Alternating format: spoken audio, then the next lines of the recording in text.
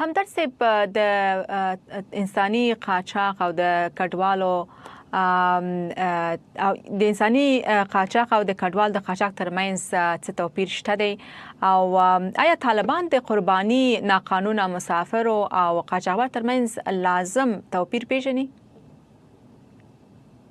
زه فکر کوم انسانان ټول انسانان دي. دا که موږ تاسو په منځ کې توپیر وکړو کوي ونه کړو، یو څوک د غربت له وجې نه ځي،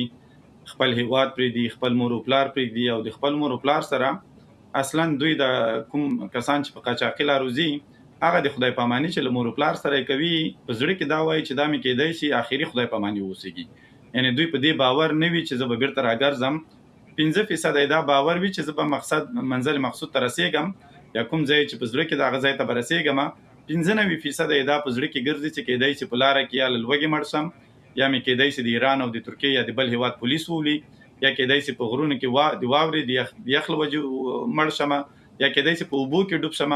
یعنې د مرګ احتمالات ډېر زیات لوړ وي. اوس مهمه دا ده چې دلته دغه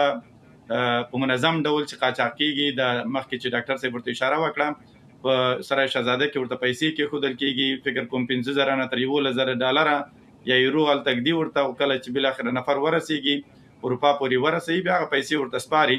یو دا کسان دي چې دا په یو تجارت باندې بدل شوی ده او په دې کې هم موږ تاسو ډېر زیات داسې افغانان ولیدل چې هغه له ترکیې څخه اروپا ته د تګ په وخت کې په کشتیو کې په اوبو کې غرق شوي دي، ډوب شوي دي او یا هم پولیسو نیولي دي، په میاشتو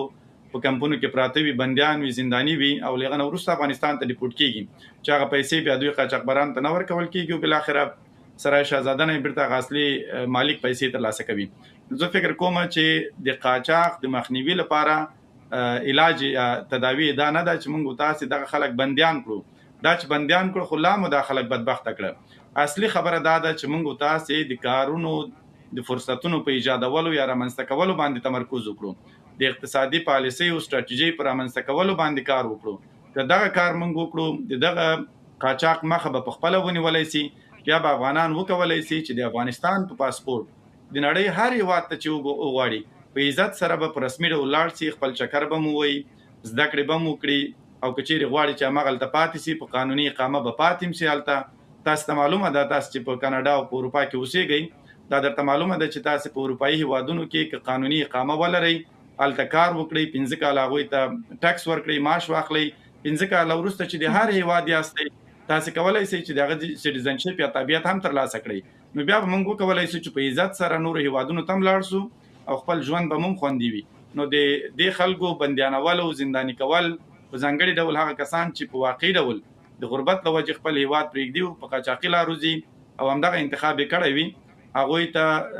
د کاري فرصتونو برابرول به تر دې ډېر غوره وي د دې پر ځای چې هغوی بندیان سي.